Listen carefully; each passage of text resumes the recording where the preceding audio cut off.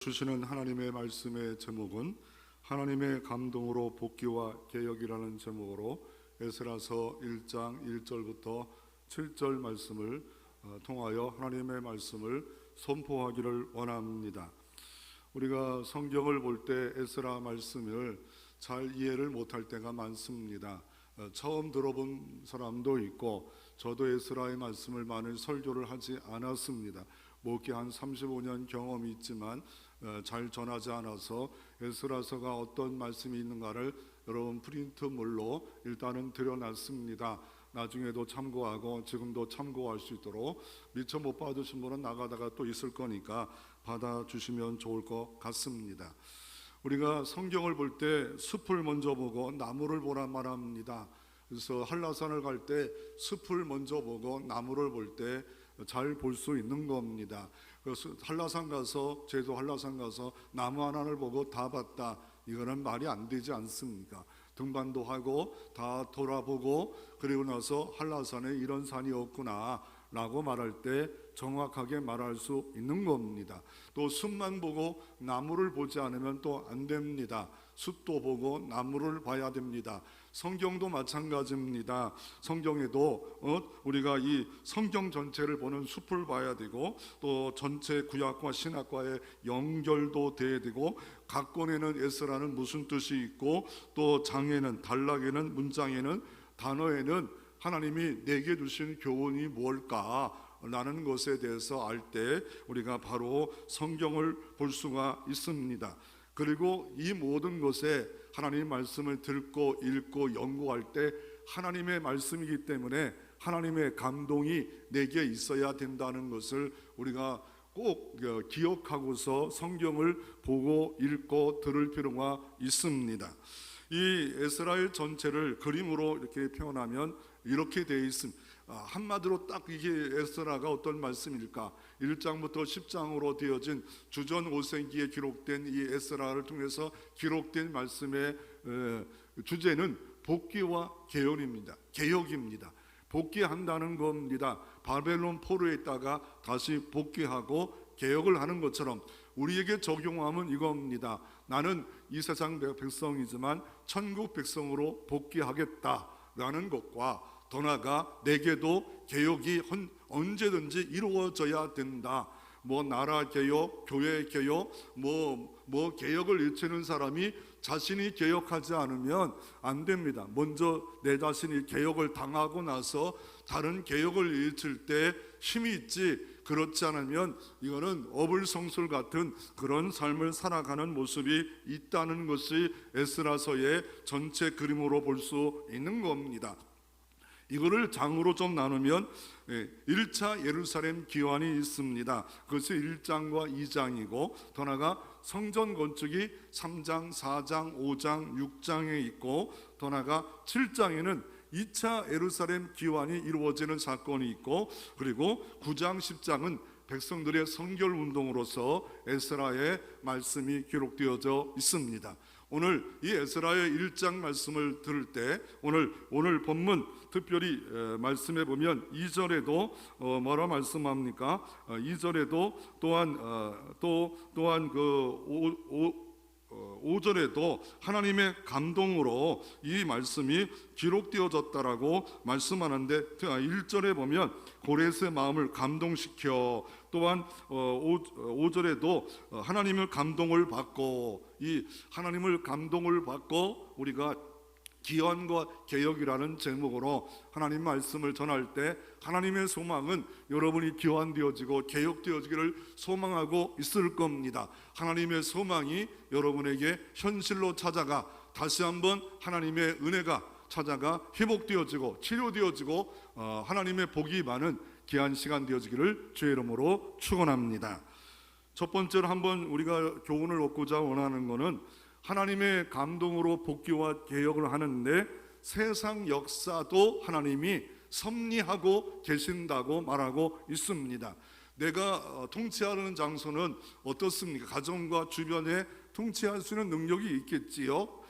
그러나 하나님은 뭘 통치하시냐면 교회도 통치하시고 가정도 통치하시고 나도 통치하시고 온 우주를 통치하시고 대한민국을 통치하시고 대통령을 세우시고 청와대에 나오도록 감동하시고 이 모든 일도 하나님의 그 역사의 수레바퀴 속에 있다.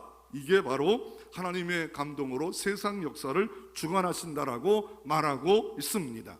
그런데 오늘 에스라서의 말씀에 보면 이스라엘 나라, 특별히 유다 두 지파의 나라의 현실은 바벨론 포로 잡혀간 사람은 두 지파밖에 안 됩니다. 벌써 아수르에 의해서 BC 588년에 멸망을 받아가지고 이제 바벨론에 멸망받은 것은 유다만 멸망받았기 때문에 포로로 잡혀간 그 사람들의 현실은 뭡니까? 아니 70년 동안 포로가 됐습니다. 종입니다. 노예입니다. 힘들어요. 어려워요. 고향 땅이 그리워요. 성전이 없기 때문에 희당에서 모이지만 예배가 그리워요. 이런 세월이 70년이 됐습니다. 이런 70년이, 여러분은 나이가 그래도 젊기 때문에 그렇지만 일제시대에 살았던 사람들은 대한민국이 언제 자유롭게 살 수가 있을까, 이런 생각도 들었겠죠. 1950년에 전쟁을 치렀던 사람은 전쟁이 끝나면 얼마나 좋을까, 이런 생각이 있을 거지요. 오늘 이 현실이 너무 답답하고 힘든 사람들에게 이 에스라 시대의 유대 사람과 똑같습니다. 언제 내가 회복될 수가 있을까? 언제 내가 복되게 될 수가 있을까? 70이라는 세월이 흘러갔습니다. 바벨론의 유수 생활이 70년입니다. 그리고 오늘 1절을 이렇게 시작합니다. 같이 한번 1절 한 목소리로 봉독합니다. 바사왕 고레스 원년에 여호와께서 에레미야 입을 통하여 하신 말씀을 이루게 하시려고 바사왕 고레스의 마음을 감동시키시기에 그가 온 나라에 공포도 하고 조사도 내려 이르되 아멘. 1절에 보면 바사왕 고레스입니다. 이게 세계 역사는 아수르 제국이 있고 바벨론 제국이 아수르 제국을 이기고 제국으로 등장합니다. 그때 바벨론 제국이 통치할 때 옆에 그래도 맞짱을 뜰 수 있는 나라가 그래도 바벨론 제국과는 이 맞짱을 뜰 능력은 없지만 메대가 하나 있었어요. 그리고 바사라는 이 바벨론 제국 안에 속국이 하나 있었어요. 그런데 갑자기 작은 나라 속국이 바사의 고레스란 사람이 고레스가 그 지역을 통치하고 있었는데 갑자기 이거 어떻게 합니까? 그 나라가 도대체 난공불락의 성, 가장 거대한 제국, 바벨론 제국, 철의 장벽 같은 제국을 무너뜨리고 이게 어느 페르시아로 이렇게 이루어집니다. 이게 바로 바사입니다. 우리가 파리를 불란스로 하고 이렇게 하는 것처럼 똑같은 거예요. 바사가 페르시아고 페르시아가 바사 나라가 갑자기 등장합니다. 이것도 놀랍지 않아요?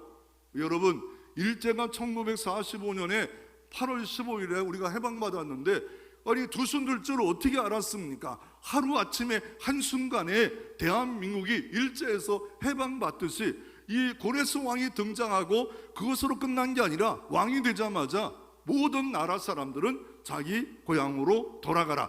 유다만 돌아가는 게 아니에요. 그리고 유다 사람들에게 더 귀하게 은총을 주시는데 가서 성전을 지으래요. 이건 뭐 깜짝깜짝 놀랄 일이 아닙니까? 갑자기 이루어진 일입니다. 여러분의 삶에도 이런 형통이 찾아오기를 주의 이름으로 축원합니다. 도대체 이게 이룰 수 없는 사건인데 하나님이 누구를? 고레스 왕을 감동시키자 이런 일들을 행했다. 그런데 이 하나님의 감동은 언제 옵니까? 언제? 에스라 1장 1절에 보면 에레미야 입을 통하여 하신 말씀을 이루고자 하시려고 바사왕 고레스 마음을 감동시키심에. 뭐가 먼저 앞장서는구나. 뭐요? 에레미야의 하나님의 말씀이 먼저 전해졌어요. 에레미야가 오늘 이 에스라는 바벨론 포로 이후의 시대인데 바벨론 포로가 있을 거를 에레미야가 선지자가 에레미야서를 통해서 전해졌어요. 근데 그 말씀을 그 말씀을 이루려고 누구를 감동시켰어요? 고레스를 감동시켰다. 하나님의 형통의 역사가 있기 원하면 말씀이 있어야 되는구나. 하나님의 말씀을 믿음으로 붙잡는 순간에 우리의 어려운 문제도 한순간에 해결될 수가 있습니다. 그러므로 말씀이 들려와야 됩니다. 말씀이 붙잡혀야 됩니다. 그럴 때 복음의 말씀이 붙잡히면 구원입니다. 축복의 말씀이 붙잡혀 순종의 자리에 들어가면 우리가 구원받은 것만으로도 충분하고 대단한데, 이 땅 하나님의 형통과 하나님의 복이 임하는 역사가 이루어질 수 있습니다.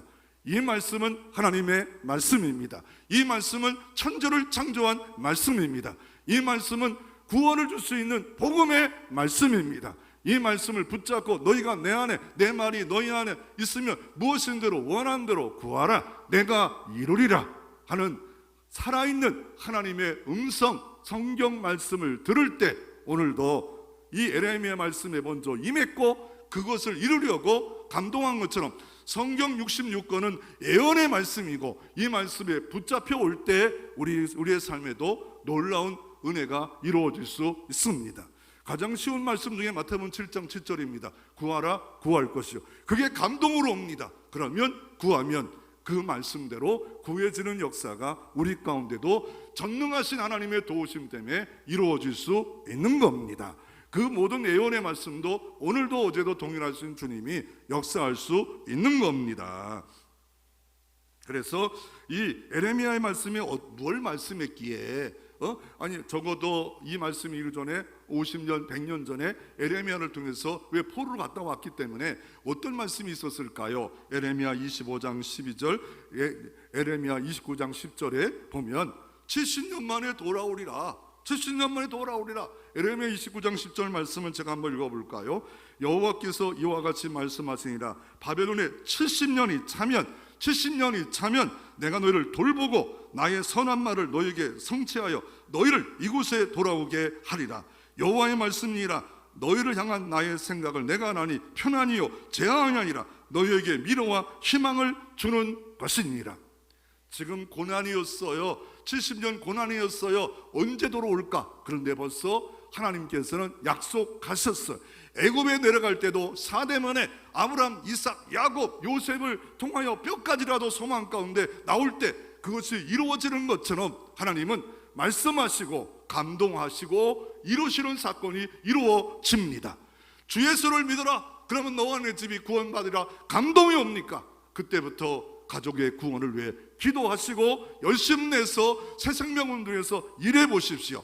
그럴 때 하나님이 가족 구원의 역사도 이루어질 수 있는 겁니다. 또 이사야 44장 28절에 이 바벨론 포로 전 200년 전에 살았던 이사야가 이렇게 말합니다. 고레스에 대하여 이르기를 내 목자라, 그가 나의 모든 기쁨을 성취하리라 하며, 예루살렘에 대하여 이르기를 중건되리라 하며, 성전에 대하여 내 기초가 놓여지리라 하는 자니라 라고 말합니다. 그러므로 언젠가 이사야도 말합니다. 너희 죄를 범할 거야, 멸망받을 거야, 그리고 포로가 될 거야, 다 말합니다. 그러나 고레스가 나오리라, 고레스가 나오리라. 그 사람은 내 목자래요. 기름 부은 종이래요. 하긴 그 언제가 그 세상의 왕이, 세상 제국이 기름 부었어? 그거는 우리 목사님이나 장로나 기름 부은 거와 달라요. 그거는 뭐 세상의 사람이지만 하나님께 쓰임받기 위해서 구별되게 했다는 거예요. 그러므로 고레스가 주 예수를 믿었는가 안 믿었는가는 잘 모르겠어요. 믿을 수도 있고 안 믿을 수도 있고 하나님의 주권이고, 어쨌건 세상 역사의 가장 강력한 이 페르시아의 고레스가 에레미야의 하나님의 말씀, 70년의 포로가 될 때 돌아오게 하는 이 말씀을 이루려고 생명을 바라고, 더 나아가 뭐까지 이루어집니까?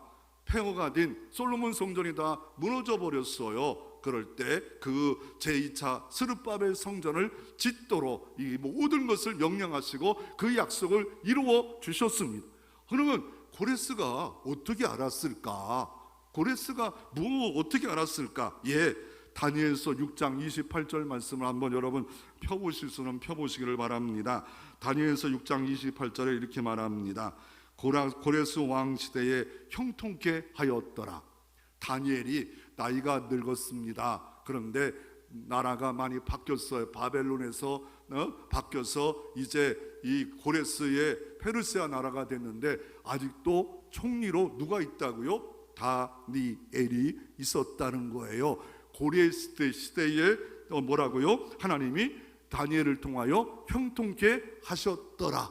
총리로 가장 가까이 있었고 그가 가장 말이 신임이 있었고, 그랬을 때 뭔가 물어보든지 가르칠 기회가 있으면 다니엘이 우리 성경에 이런 일이 있었는데 70년이 찼습니다라고 말해주지 않았을까 하는 생각이 되어집니다. 그래서 우리는 기다리고 있고 소망 가운데 있습니다. 그래서 어떻습니까? 이런 이유인지 저런 이유인지 에레미야 말씀을 이루시려고, 에레미야 말씀, 이사야 말씀, 이 도나가 다니엘의 이 모든 거 하나님이 기록된 성경을 이루시려고 어떻게 해요? 고레스를 하나님이 감동시켜 주십니다. 그러므로 세상 역사는 하나님의 손에 있는 겁니다. 우주 역사도 하나님의 손에 있는 겁니다. 그 주님은 이 말씀을 이루시려고 고레스 마음을 감동시킨다라고 할 때 내 직장, 내 가정, 내 남편, 내 안 믿는 사람도 하나님의 감동이 있으면 뒤집어지고 그 새 생명 운동이 일어날 수 있을 줄로 믿으시기를 바랍니다.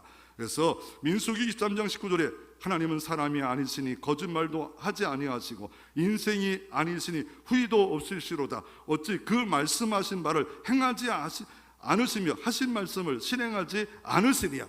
하나님은 거짓말이 없대요.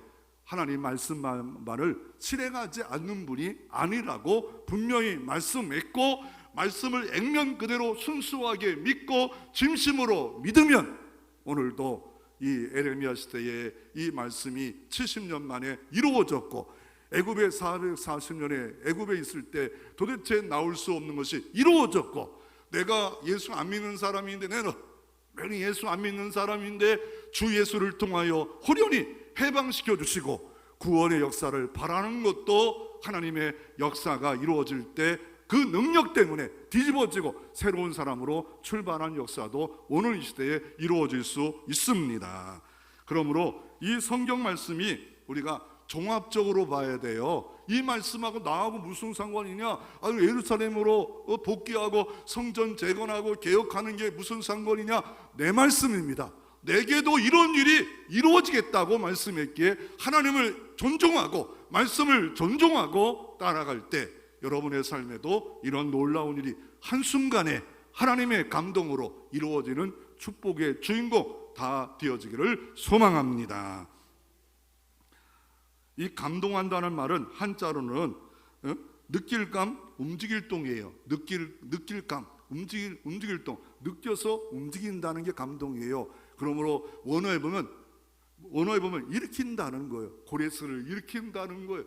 여러분, 남편이 구원받기를 원하시면 하나님이 주변을 일으킵니다. 자연을 일으킵니다. 사람을 일으킵니다. 우리가 할 일은 기도하는 일밖에 없습니다. 그럴 때 너는 내게 부르지라. 크고 비밀한 일이 너에게 보여주시리라. 성령이 찾아가시면, 그를 거꾸로 들이면 바울 같은 삶이 새롭게 다메토상에 이루어지시지. 오늘 이 시대도 다메토상이 믿음으로 기도하고 약속을 의지하고 기도하는 가정의 그 삶에 분명히 반드시 이것이 이루어지는 역사가 일어날 수 있습니다. 이 감동받았던 사람들이 있지 않아요? 누가 감동받았어요? 세상에 감동받은 사람은요, 누가 감동받을까? 안정환이 축구 세계 올림픽 때에 이태리아 4강 들어갈 때 기둥으로 막 집어넣었잖아요. 누가 기성환인가요? 기정환인가? 모르겠어요. 탁 왔더니 막 들어가서 이렇게 지금도 멋있는데 그때도 멋있더라고요. 탁 그래가지고 지금도 세계 축구 골 중에 10번째 들어가는 게 안정환의 헤딩 슛입니다. 내가 안정환 됐으면 좋았어. 그리고 어때요? 황영조가 달리기 선수가 가장 감동받을 때가 언제예요? 금메달 딱 따고 대한민국의 노래가 나올 때, 국가가 나올 때 얼마나 감동스러울까요? 그와 또 성경에 감동받은 일들이 누가 있었을까요? 성경에 감동받는 사람들이 어떤 사람이 감동받을까요? 제가 보니까 이삭이 가는 곳마다 우물을 팠는데 그 블레셋 사람들이 자꾸 메우고 뺏어가요. 그럴 때마다 양보하고 온유하게 하자. 결국 에비멜렛이 우리가 협상하자, 언약을 세우자. 세상 사람도 감동하잖아요. 그러니까 이 감동의 물결이 일어나야 됩니다. 우리도 주변에 우리가 할 일은 감동하는 겁니다. 지금 회사는 뭐예요? 작은 감동을 주자는 거예요. 큰 감동이 아니라 작은 감동 하나가 삼성이 살게 되고 세계를 살릴 수 있는 게 큰 감동이 아니에요. 작은 감동 하나, 이 감동이 중요해요. 여러분들이 정말 영혼을 사랑하고 새 생명을 사랑하면 작은 감동을 실천한 사람들이 많을 때 교회도 은혜의 물결이 흘러갈 수 있는 겁니다. 예수님이 여인을 칭찬한 내용이 있잖아요. 감동받으셨어요. 왜요? 하나는 부자가 여인의 뜰에 가서 헌금합니다. 많이 냈습니다. 많이 낸 걸 감동해야죠. 그런데 과부의 두 렙돈을 감동합니다. 그래서 뭐 땡그랑땡그랑 저거 렙돈이잖아요. 작은 돈이잖아요. 얼마쯤 되냐면 지금 1,000원밖에 안 낸 거예요. 1,000원밖에 낸 거, 이 사람은 몇십만 원 낸 거예요. 그런데 예수님이 감동합니다. 그러면서 이렇게 말하죠. 예수님은 그 삶을 보고 계세요. 알고 계세요. 저 사람은 전 재산을 하나님께 드려졌느니라. 가난하지만 하나님 앞에 드려주고 싶어서 가진 것 전부를 드렸다고 말씀하는데, 그 당시에는 하루 먹고 살기도 다들 힘든 세상인데 하나님께 나와 두 렙돈을 드려요. 그럴 때 하나님이 받으시잖아요. 이런 역사가 성경에도 세상 역사에도 얼마든지 많이 있습니다. 세상 역사에 감동스러운 연설이 있었어요. 누구요? 위스턴 처칠이에요. 영국의 수상인데 독일이 침략해서 제2차 세계대전 때 졸업식이 있었습니다. 1941년 10월 29일 날 졸업식인데 늦게 갔어요. 단상에 올라갔어요. 그리고 딱 세 마디 합니다. You have give up. 조용히 말합니다. 두 번째, You have give up. 조금 더 크게 말합니다. You have give up. 절대 포기하지 마십시다. 조금 지나서 더 크게, 절대 포기하지 마십시다. 조금 더 지나서 절대 포기하지 마십시다. 내려왔을 때 그 참석했던 졸업식에는 다 일어나서 박수를 치며 우는 자도 있었다라고 말을 하고 있습니다. 그 짧은 말이지만 우리는 포기할 때가 아닙니다. 우리는 싸울 때입니다. 이길 때입니다. 승리할 때입니다. 이렇게 세상에도 감동의 역사가 이루어질 수 있습니다. 오늘 본문 1절에 보면 이 바사왕 고레스가 등장하는데, 이거는 신하다, 설하다 이렇게 말합니다. 아닙니다. 여러분, 지금 바벨론에 가면 이 묘가 있는데 고레스 왕의 묘지가 있답니다. 그리고 그가 왕으로 황제로 있을 때에 이 터도, 이 기둥이 이만한 기둥들이 지금도 이곳에 가면 있답니다. 그리고 그 당시에 칙령이 내렸던 것이 있는데, 기름이 24채 정도 기름으로 원통으로 흙으로 만들어 가지고 각 지역마다 이 바벨론 시대부터 전달하게 했는데, 그것이 지금 어딨냐면, 그 칙령이 어딨냐면 대영 제국 박물관에 있습니다. 왜 그래도 그것이 남겨짐으로 말미암아 에스라 말씀은 이거는 설하다, 고레스는 설하다, 어떻게 이 사람이 성전을 지으라고 할 수 있겠느냐라고 했지만, 역사가 지금 증명하고 있어요. 이 원통이 발견됨으로 말미암아 여기에 그런 일들이 다 기록되어져 있어. 가짜가 아니구나, 진짜였구나 라고 말하고 있습니다. 하나님은 온 우주를 주관하시고 교회를 주관하시고 더 나아가 페르시아의 고레스를 주관하듯이 오늘도 주관자의 손끝 하나, 주관자의 말 한마디가 우리의 삶이 회복되어지고 복귀되고 개혁되는 역사가 일어날 줄로 믿으시기를 바랍니다. 두 번째로, 하나님께 우리가 복귀와 개혁을 통하여 예배의 회복의 감동을 하나님이 허락해 주십니다. 오늘 이 고레스가 고향 땅으로 돌아가는 것도 놀랐습니다. 왜? 노예잖아요. 종들이잖아요. 이거 애굽의 바로 왕이 돌아갈 때 강팍하게 마음을 먹을 수 있는데, 이 사람은 한순간에 유화 정책으로, 아니 아수르 제국도 하지 않았던 일을, 바벨론 제국도 하지 않았던 일을 갑자기 고레스가 에레미야 말씀을 이루려고 감동받아 돌아가라. 이것도 대단한데 성전을 짓도록 해요. 성전 짓는 것만 허락해도 할렐루야 할렐루야 할렐루야 할 판국인데, 왜요? 유대인들은 늘 성전 중심이지 않았어요. 그런데 성전에 지을 수 있는 모든 것도 다 도와주라고 명령합니다.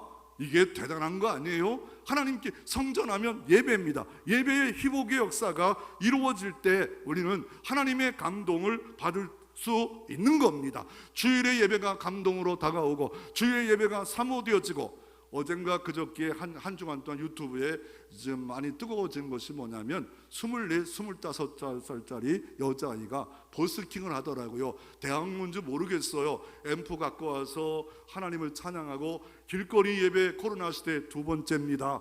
첫 번째입니다. 예배 드리며 찬양하고 그냥 간단히 말씀만 전해요.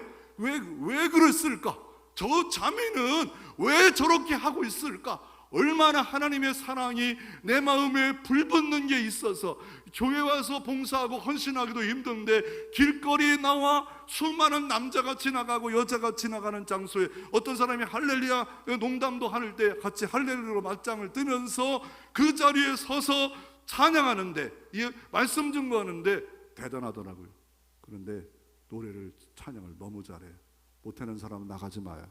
진짜 잘하더라고요. 은혜롭게 또박또박 댓글이 700개가 들렸는데 그 사람을 대단하다, 감동이다, 우리 예배가 소홀히 됐는데 길거리 나가 하나님을 찬양하는 그 소년, 얼마나 대단합니까? 그런 자녀가 있다는 게 여러분 이 교회 앞에서 하나님을 찬양한다. 아니 좀 길거리 사거리 보고 어떤 사람은 토요일마다 편 만들고 있더라고요. 2단인지 3단인지 진짜 신앙인지 모르지만 그 앞에 서 있는 그 삶이 어떻겠습니까?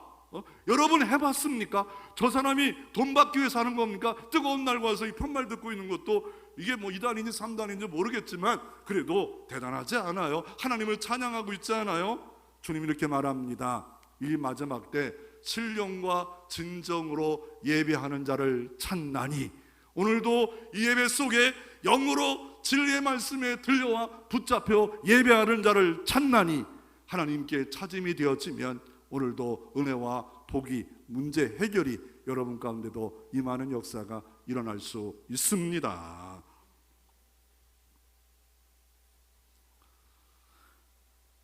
이 오늘 본문에 나오는 이 성전이 돌아와서 지었던 성전이 제2차 성전입니다. 1차 성전은 다윗 아들 솔로몬이 세웠고, 2차 성전 스룹바벨을 통해서 1차 포로 들어와서 지었다 해서 스룹바벨 성전이라 하는데, 그런데 학개서 2장 9절에 이런 말씀이 있어요. 이전에 낮은 영광이 이전 영광보다 크리라. 아니 이 스룹바벨 성전을 봉헌해 놓고 하나님의 임재도 없었어요. 솔로몬 때는 막 구름으로 불로 막 솔로몬 성전 봉헌할 때 하나님의 음성을 했는데 여기는 없어요. 초라하게. 그래서 노인네들이 울어요. 옛날 성전은 너무 좋은데 왜 이렇게 작아졌을까? 라고 하는데 학개 선지자는 이렇게 말합니다. 이 영광이 그 전보다 더 크리라. 그거는 왜요? 이 스룹바벨 성전에 하나님이 직접 오실 거를 보시고, 더 나아가 이전 영광이 더 큰 이유가 실체인, 성전의 실체인 예수 그리스도가 십자가에 죽으시고 사흘 만에 부활하셔서 요한복음 2장 20절에 이 성전을 헐라, 46년 만에 지었던 성전을 헐라고 하고 주님 말합니다. 내가 사흘 만에 일으키라. 그리고 자기 육체를 가르킴이라. 자기 육체가 성전이라는 것, 하나님께 나가는 길이래. 예수님만이 길이요, 예수님만이 진리요, 예수님만이 생명이요, 나로 말미암지 않고는 아버지께로 갈 자가 없습니다. 그리고 히브리서 10장 2절에 이렇게 말합니다. 성전 휘장이 예수님이 십자가에 죽을 때 위에서부터 아래까지 쫙 찢어집니다. 그럴 때 히브리서 10장 21절에 이렇게 말합니다. 그 휘장은 저희의 육체니라. 그리고 그 육체가 휘장이 찢어질 때 산길이 열을 때요, 산길, 생명이 홍해의 길을 열어놔 출애굽의 역사를 이루어 것처럼, 세례를 줬던 것처럼 주님께서 어떻게 합니까? 바로 산길, 생명의 길을, 영생의 길을 주 예수 그리스도께서 만들어 놓으시고, 이 주 예수 그리스도가 만들어 길을 증거하는 것이, 길 닦는 것이 교회입니다. 교회입니다. 결국 주전 538년에 이런 고레스 명령이 이루어졌고, 주전 530년에 예루살렘이 1차로 기환했고, 주전 536년에 성전 지대를 놓았고, 노타가 16년 동안 또한 여러 가지 어려움 때문에 금방 그냥 중단했다가 결국 주전 526년 만에 스룹바벨과 이런 통해서 성전을 완성하는 역사가 바로 예배의 회복의 역사입니다. 여러분도 성전이고 예수님도 성전인데 바로 교회인데 여러분이 성령의 감동으로 예배가 회복되어지기를 주의 이름으로 축원합니다. 결국 이 에스라서를 전체 수부를 좀 더 또 보면 이렇습니다. 1장은 1차 포로기환입니다. 1차 포로기환. 그리고 2장은 기환자의 명단입니다. 왜 기록되었을까? 왜? 여러분, 기환한다는 일이요? 쉬운 일일까요? 어려운 일입니다. 미국에 살고 있다가 바벨론 제국에 살고 있다가 저 방글라데시 황폐한 유다 땅은 황폐한 겁니다. 완전히 70년 동안 사람이 떠나가지고 그 사람이 인거리 없어가지고 없는 성전도 없고 성벽도 무너진 곳에 다시 들어오면 환영할 게 있어요. 먹을 게 있어요. 땅이 있어요. 아무것도 없어요. 이 이스라엘 10지파는 뿔뿔이 흩어져가지고 세계 곳곳에 있고 남은 유다 사람들 2지파가 돌아온다고 해서 환영할 사람도 없어요. 그럼에도 불구하고 돌아와요. 우리는 이 땅에 누가 뭐래도 천국의 기환자로 천국을 바라보면서 살아갈 백성임을 잊지 마시기를 바랍니다. 그래서 기환자 이름이 기록되어 있고 3장, 4장, 5장, 6장에는 뭐예요? 성전 재건이 완성됐는데 중간에 16년 동안 또한 방해가 일어날 수 있다는 거예요. 내 성전도 교회 성전도 방해거리가 있을 때 결국 어떻습니까? 페르시아 이후에 다리오 왕이 도와줍니다. 막 누가 방해하냐면 사마리아 사람들이 와가지고 우리도 성전 짓는 거 도와주자 그랬더니 아수르 때 혼혈족이 됐다고 안 도와줘요. 못하게 해요. 잘했다 못했다 잘할 수 있는 겁니다. 왜냐하면 우리가 성결과 거룩을 유지해야겠지만 그러나 저는 또 잘못했다고 생각도 해요. 왜냐하면 그들이 원해서 혼혈족이 된 거 아니지 않습니까? 왜냐하면 아수르가 침략해서 여기는 남자를 저쪽으로 보내고 저쪽 남자를 보냈기 때문에 받아줬으면 얼마나 더 멋졌을까. 나는 제 생각입니다. 제 생각. 결국 그것 때문에 16년 동안 분열이 일어났고 멈췄다가 막 고발합니다. 야, 바벨론 멸망시키려고 이들이 이거 하는 거야. 그럴 때 다리오 왕이 다 조사해 보니까 바로 이 페르시아 고랬을 때 칙령이 있었고 도와주라 하기 때문에 우리도 도와줘라. 그래서 계속 16년이 지나가서도 그 마음이 변하지 않도록 하나님이 붙잡아 줘서 스룹바벨 성전을 지었지. 그렇지 않으면 지을 수가 없었던 성전. 이는 힘으로 안 되고 능으로 안 되고 오직 성령으로 되어지니라. 스룹바벨 너희 앞에 산이 평지가 될지이라. 히브리서 4장 6절에 우리의 힘으로 능으로 하는 게 아니라 오직 성령으로 하나님의 나라 일들을 교회 일들을 할 줄로 믿으시기를 바랍니다. 결국 1장에는 1절에는 바세왕 고레스가 왕이 되고 칙령을 바라는 게 놀라운 일이고 5절에는 기환하는 유대인들에게 그 귀족들에게 도와달라는데 협조를 합니다. 더 놀라운 일이 7절에 보면 어떤 일이 벌어집니까? 그 성전이 그 바벨론 창고에 있었는데 성전에 있었던 은그릇들을 다 돌려줍니다.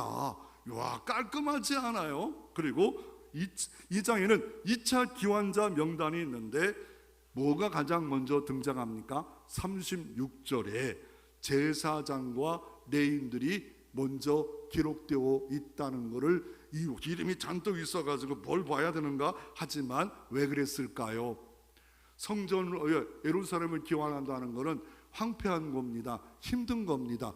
그래도 하나님이 구별되어서 세운 종들이 동의가 빨리 갔다는 것입니다. 이 시대로 바꾸면 목사님이 말하면 부교육자들이, 장로님들이, 아니 더 나아가 전사님들이 하나님의 일꾼이기에 소망 가운데 살아가는 사람들이 먼저 될 수 있음을 말하고 있는 겁니다. 하나님의 직분, 하나님의 일꾼들이 정말 성령에 붙들려 있다면 먼저 동의하고 먼저 갑시다 라고 할 수가 있다는 것을 우리가 이것을 통하여 은혜를 받을 수 있는 겁니다. 3장에 보면 성전 재건의 착수가 있는데 먼저 절기를 지켜요. 절기를 지키고 감독자를 세우고 그러자 환희가 일어납니다. 그렇지만 4장에는 사마리아 사람이 반대했고 고소문이 있었고 결국 성전 재건의 공사가 중단했지만 다리오 왕이 조사해봤지만 이거는 음해다. 그래서 결국 다리오 왕의 도움과 그리고 많은 사람의 도움으로 스룹바벨 성전이 이루어졌는데 이는 힘으로 안 되고 능으로 안 되고 오직 성령으로 스룹바벨아 너희 앞에 산이 평지가 될지어다. 여러분도 이런 능력이 임하기를 바랍니다. 성전 공사를 재개를 합니다. 선절의 경유로 성전 건축이 재개했고 다리왕이 도와줬고 이방 총들이 성전 재건을 신문을 했고 결국 이 모든 일이 이루어져서 결국 6장에는 성전 봉헌이 이루어지고 유월절을 준수합니다. 십자가 피를 붙잡고 성전다운 기능으로 돌아갑니다. 그리고 이제 오늘 본문의 주인공 에스라가 2차 때 돌아옵니다. 그리고 에스라가 돌아와 하나님을 송축합니다. 그리고 2차 기원자 명단이 8장에 등장하고요. 9장에는 그런데 에스라가 실망합니다. 자포를 했어요. 이방인과 결혼했어요. 그러자 다 끊어버립니다. 그런데 잘한 거, 성결케 한 거, 잘못한 거, 왜요? 잘못한 거 우리는 이제 다시 조명해야 됩니다. 잘못한 게 뭘까요? 자기들도 70년 이방인 땅에 가서 결혼했고 살았는데 다시 돌아왔다고 이방인들을 멸시하고 결혼까지 했는데도 헤어지게 하고 자식과도 헤어지게 만든 일이 잘했을까요? 우리가 성경을 이렇게 말합니다. 이혼하지 말지니라. 부부가 됐는데 어떻게 됐건 부부가 됐는데 그거를 이혼시켰다는 일이 어떻게 보면 좋은 일도 될 수 있겠지만 품고 이제부터라도 우리는 이방이라도 예수 믿는 사람은 한 가족이 될 수가 있다라고 좀 더 넓게 우리가 에스라가 했으면 얼마나 멋졌을까 제 바람입니다. 결국 에스라의 성결운동이 10장으로 끝납니다. 세 번째로 우리가 교훈을 얻고자 원하는 것은 하나님이 감동하실 때는 하나님이 사람도 감동하고 이방인도 감동하고 총독도 감동하고 모든 사람을 감동하는 사건이 오늘 본문에 역사합니다. 가정이 어렵고 모든 삶이 어렵습니까? 하나님의 감동의 물결, 이 물결이 이 말이 한마디라도 이루어진다면 얼마나 좋을까요? 먼저 누구를 감동합니까? 에스라를 감동합니다. 이 에스라 선지자, 학사 이 사람을 감동하는 것을 볼 수가 있습니다. 더 나아가 누구를 감동합니까? 이 페르시아 갑자기 황제가 됐는데 뭐 아나무인격으로 살 수가 있었겠지만 이 사람을 감동시켜서 돌아가라, 성전을 짓게 하라, 그리고 모든 기득들은 도와라, 물건도 다 줘라, 성전에 있는 모든 기물도 갖다 줘라, 완벽하게 모든 일을 행정부터 물질부터 모든 걸 도와서 감당할 수 있도록 칙령을 내어버리는, 유다 나라 아무것도 아니잖아요. 에스더 말씀해 보니까 유다 사람 다 죽이라고, 그 뭐 아무것도 아닌 노예민족, 그 민족을 위해서 황제가 직접 나서는 역사, 하나님의 감동의 역사인 것을 성경을 말하고 있습니다. 그래서 4절에 보면 성전을 위해서 물질을 봉헌합니다. 물질을 드려질 때 이 물질의 감동이 있을 필요가 있습니다. 고린도후서 9장에 고린도교회 이렇게 말합니다. 각각 그 마음에 정한 대로 할 것이요 인색함으로 억지로 하지 말지니 하나님은 즐겨내는 자를 사랑하시니라. 하나님은 즐겨내는 자를 사랑하시니라. 하나님이 능히 모든 은혜를 너에게 넘치게 하시나니 이는 너희로 모든 일에 항상 모든 것이 넉넉하여 모든 착한 일을 넘치게 하려 하시니라.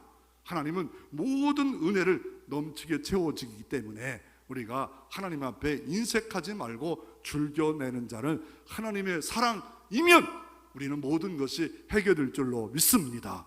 하나님의 사랑이면 어느 곳에 가나 행복한 일들이, 감사할 일들이 이루어질 수 있습니다. 더 나아가 누구를 감동합니까? 5절에 말씀해 보니까 유대인들을 감동합니다. 황제가 칙령이 내려도 유대인들 나 못 가. 가야 황폐해. 기다릴 사람도 없어. 그 4,800km를 비행기도 아니고 어떻게 가란 말이야. 못 가. 우리가 벌써 우리 2세대가 살아. 나는 고향 땅 가고 싶어. 손자 손녀 데리고 나 또 할아버지 할머니 됐어. 어떻게 가라고. 그때 첫 번째 5만여 명이 감동을 받고 또 2차 3차까지 감동의 물결로 다시 바벨론에서 나왔다는 것. 그 뭡니까? 어떤 것이 그러냐면 현대도 똑같아요. 1947년에 이스라엘 땅이 이스라엘 사람들이 별로 없었어요. 그런데 영국의 도움으로 이스라엘 사람이 2000년 동안 전 세계에 뿔뿔이 흩어졌다가 어떻게 해요? 여기에 이스라엘 나라이 다시 복원됐다. 그리고 났을 때 어떻게 합니까? 세계에 있는 모든 이스라엘 유다 사람들이 이스라엘 나라로 다시 돌아오기 시작합니다. 돌아왔을 때 환영했을까요? 아랍 연맹이 아랍 나라가 전쟁을 일으킵니다. 6.1 전쟁을 일으키잖아요. 그것도 안식일에 딱 전쟁을 못할 때 전쟁을 딱 해버립니다. 그런데 그 어때요? 골리앗과 다윗과의 싸움이었습니다. 누가 이겼습니까? 이스라엘 나라가 이겼습니다. 역사가 1947년 이후에 증명하지 않아요. 그 작은 나라, 작은 땅에 있는 사람들, 아랍 연맹이 이라크부터 다 애국가에 덤벼들었는데 져버렸어요. 하나님이 왕보를 동원하시고 놀랍지 않아요? 탱크 안에 왕볼이 막 들어가기 시작해가지고 활동하지 못하도록 막으셨답니다. 하나님이 어제나 오늘나 동일하게 여러분이 하나님만 감동하고 여러분이 하나님의 감동에 늘 붙잡혀 있으면 귀하게 위대하게 쓰임받고 체험이 있을 줄로 믿으시기를 바랍니다. 그리고 7절 8절에 보면 어때요? 이 모든 창고지기 모든 사람도 감동해서 이 모든 성전도 권력자들도 창고지기도 감동하는 것을 볼 수가 있습니다. 그러므로 우리가 할 일은 뭡니까? 무릎 꿇고 기도하는 일입니다. 이 약속의 말씀을 이루어 주시옵소서. 하나님께 기도하면 여러분 남북이 통일되지 않은 지 70년은 세월이 있는 나라가 어디에 있습니까? 지금 전쟁이 막 일어나고 있는데 얼마나 아픕니까? 대한민국이 언제 어느 때 이런 전쟁이 대한민국과 이루어진다면 여러분이 보호를 받을 수 있겠어요? 자녀들이 보호받을 수가 있겠어요? 손자 손주가 보호받을 수 있겠어요? 대한민국이 70년 이렇게 분단되어서 언제 핵을 쓸지 언제 전쟁이 일어날지 주변 강대 국가들이 대한민국을 이용해 먹을지 이 모르는 이 역사의 수레바퀴 속에서 우리가 살아남을 방법은 하나님의 보호하심과 도우심이십니다. 그러기에 우리 할 일은 기도하는 수밖에 없답니다. 하나님 통일되어지게 하되 평화롭게 전쟁이 없는 통일이 이루어지게 해 주옵소서. 저 백두산까지 하나님을 찬양하고 예배할 날을 허락해 주시옵고 사람을 죽이면서 이 통일되지 않게 하시고 평화스럽게 통일되게 하시고 남한에 있는 사람이 북한 사람과 통일되면 가난하다 통일되지 말자 이기적 마음도 없게 하여 주시고 그 가난한 사람을 부둥켜 안고 한민족임을 알고 이것을 토대로 해서 선교 이위에서 이리로 발전하는 대한민국 민족교회가 되어지게 주시옵소서. 우리가 이렇게 기도할 이유가 있답니다. 당면은 내 문제는 아닐지는 모르지만 내 자식이 전장에 가진 않았지만 여러분 전쟁이 일어나면 이제는 며칠 만에 대한민국은 폐허로 될 수밖에 없답니다. 중국이 들어올 거고요, 소련이 들어올 것이고요, 일본이 들어올 거고 미국이 들어오면 옛날과 다릅니다. 그냥 며칠 만에 모든 곳에 죽음 바다가 이루어질 수밖에 없는데 우리가 할 일은 그냥 금요기도 정오기도 하나님께 기도하며 주님 손에 맡깁니다. 통일되어지게 해주시되 평화 통일이 복음 통일이 되어지게 해 주시옵소서. 이렇게 우리가 할 필요가 있습니다. 그런데 어느 때는 바벨론 70년 때쯤 되면 현실이 이거 어떻게 이루어져? 더 나아가 애굽의 440년 이럴 때 어떻게 이루어져? 내 고난의 문제, 내 아픔의 문제, 내 가족 구원의 문제, 너 문제 이러고 도대체 이루어지지 않을 때 이사야는 이렇게 말합니다. 이사야 49장 24절에 용사가 빼앗는 것은 어떻게 도로 빼앗았으며 승리자에게 사로잡힌 걸 어떻게 건져낼 수 있으리야 라고 질문합니다.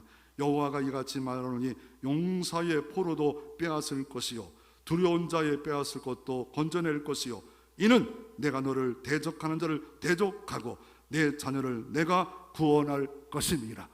하나님이 하시면 됩니다. 하나님이 건져내기를 작정하시면 아무리 죄가 겹겹이 있는 사람일지라도 한순간에 복음을 들려치고 믿어지는 순간에 돌이키는 역사가 우리 가운데도 일어날 수 있습니다.